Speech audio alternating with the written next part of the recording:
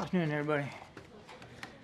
As you saw today, House Republicans released their investigation report into Afghanistan withdrawal. This comes, of course, 2 years after their first report, and this one says little or nothing new. We've already issued comment about the one-sided partisan nature of this report, so I'm not going to belabor that right now, but I do think a brief rundown of actual facts is important. First, on the very day this administration took office, the Taliban was in the strongest position it had been in years, and the Afghan government the weakest.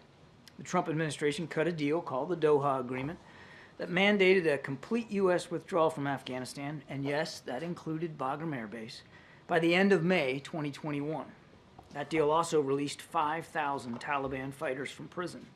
5,000 fighters. In return, the Taliban agreed not to attack U.S. troops, which is a good thing because the former president reduced our presence in Afghanistan from about 14,000 down to 2,500. As General Frank McKenzie, former commander of U.S. Central Command, said himself in testimony, the Doha deal had a, quote, really pernicious effect, unquote, on the Afghan government and military. As we saw, it demoralized them and it disenfranchised them. They knew right then and there that America was on its way out. Indeed, in October of 2020, then President Trump ordered his military to rush the exit from Afghanistan and have everybody leave by Christmas of that year. President Biden, for his part, faced a stark choice when he came to office.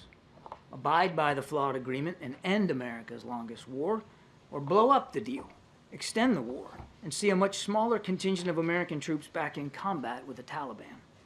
He chose the former, and he was able to buy additional time to prepare for that withdrawal all the way into the summer. And we as a nation are safer for it. Any and every discussion about what happened in Afghanistan has to start right there. Sadly, the report does not dwell on it.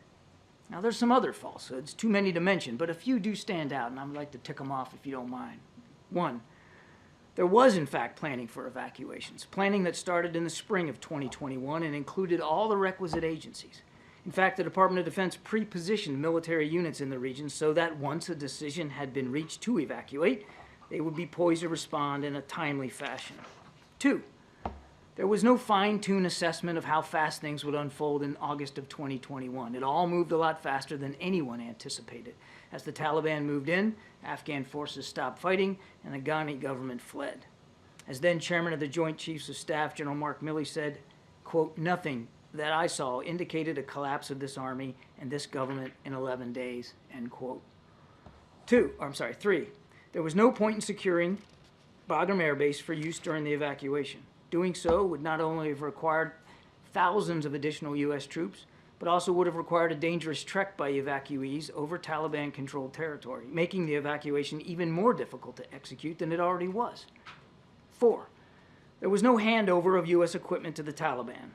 That equipment had been provided to Afghan security forces appropriately and with congressional approval over the course of 2 decades of war.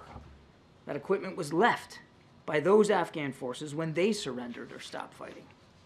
And 5, there was no deception, lying, or lack of transparency by this administration, either during or after the withdrawal. We did the best we could every day to keep the American people informed of what was happening. We conducted our own after-action reports and shared those too with the public. And as I mentioned, we cooperated extensively in this investigation and we continue to work with the War Commission. Ending wars is more difficult than starting them. President Biden knew that. He acknowledged that.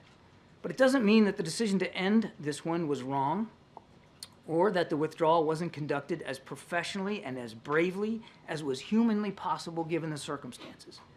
It doesn't mean we don't grieve and mourn with the families of those whose lives were tragically taken during the withdrawal, especially at Abbey Gate on the 26th of August of that year.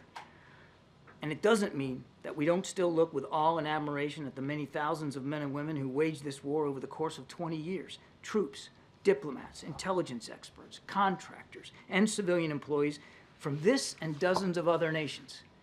They accomplished the mission for which they were sent to Afghanistan. They helped make us a safer nation.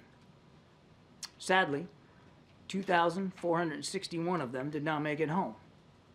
And many of those who did still struggle with the wounds of war, seen and unseen. As the President has said, we owe them and their families a debt of gratitude that can never be fully repaid. But now that the war is over, our nation can better focus on other pressing national security interests around the world.